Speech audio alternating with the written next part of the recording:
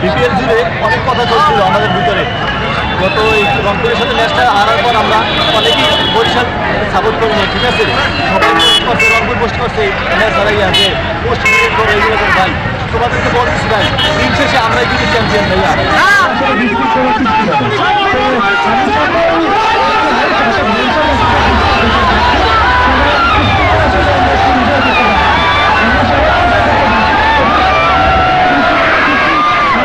এবং এই খেলায় কতখানি আনন্দ পেলেন এবং কি হলেন?